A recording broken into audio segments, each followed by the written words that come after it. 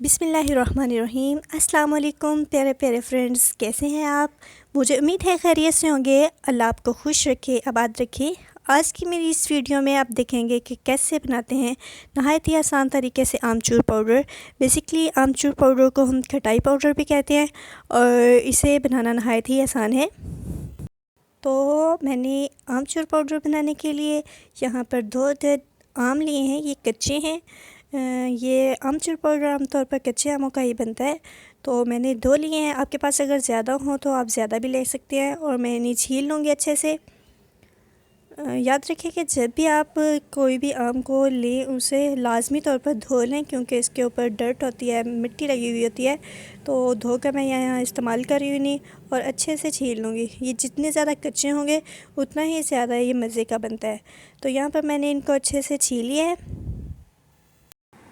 آموں کو باریک باریک سٹرپس کی صورت میں کاٹ لیں گے۔ باریک باریک کاٹنے کا مقصد یہ ہوتا ہے کہ یہ جلدی سے سوکھ جائے۔ آپ اس کو اگر موٹا کاٹیں گے تو اتنے ہی زیادہ دن آپ کو اسے سکھانے میں لگیں گے۔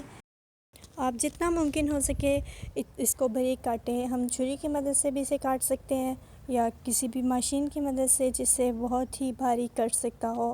تو میں اسے پلر کی مدد سے یہاں پر کاٹ رہی ہوں۔ تو چھوٹے چھوٹے باریک باریک پیسز میں کاٹیں۔ بیسیکلی ہمیں اسے دھوپ میں سکھانا ہوتا ہے، تو جتنا ہم باریک کاٹیں گے اتنا ہی جلد یہ سوکھ جائیں گے۔ اس طرح میں دونوں آموں کے اس طرح باریک باریک کاٹ لوں گی، اور اسے میں ایک الگ پلیٹ میں رکھ دوں گی۔ اس کو اچھے سے پھیلا کے رکھیے گا، کیونکہ یہ جب ایک دوسرے کے اوپر ہوں گے تو وہاں پر دھوپ نہیں پہنچے گی۔ تو الگ الگ کر کے پوری پلیٹ میں اس طرح سے پھیلا کے ہم رکھیں گے تاکہ دھوپ ان پہ پہنچے اور یہ جلدی سے سوکھ جائیں۔ تو نیکسٹ اسٹیپ میں ہم اسے دھوپ میں رکھ دیں گے، اور جہاں پہ سورج کی ڈائریکٹ ریڈیشنز پہنچتی ہوں، ہیٹ پہنچتی ہو، وہاں پہ رکھ دیں گے، اور اسے کسی بھی کپڑے کی مدد سے اسے کور کر دیں گے تاکہ کوئی بھی حشرات وغیرہ اس کے اوپر نہ بیٹھے۔ تو 3 دن کے لیے ہم اسے رکھ دیں گے۔ 3 دن کے بعد آموں کی حالت کچھ اس طرح سے ہوگی۔ ان کا کلر بھی مکمل طور پر چینج ہو چکا ہے، اور یہ بالکل ہی خستہ ہو چکے ہیں۔ تو ہم اسے کسی بلینڈر جار میں شفٹ کریں گے اور اسے گرائنڈ کریں گے۔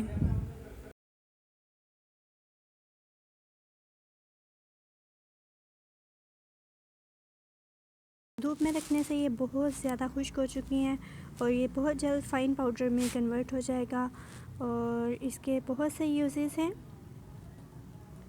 ہم اسے گوشت کو گلانے کے لیے، املی کا کھٹا پانی بنانے کے لیے، میٹھی چٹنی بنانے کے لیے استعمال کر سکتے ہیں۔ اس کے علاوہ ہم اسے چاٹ مسالہ میں یوز کرتے ہیں۔ تو فرینڈز، یہ تھی آمچور پاؤڈر کی ریسیپی۔ کیسی لگی آپ کو ضرور بتائیے گا۔ دعاؤں میں یاد رکھیے، اپنا بہت سا خیال رکھیے۔ ملتے ہیں اگلی ویڈیو میں، تب تک کے لیے اللہ حافظ۔ السلام علیکم ورحمۃ اللہ وبرکاتہ۔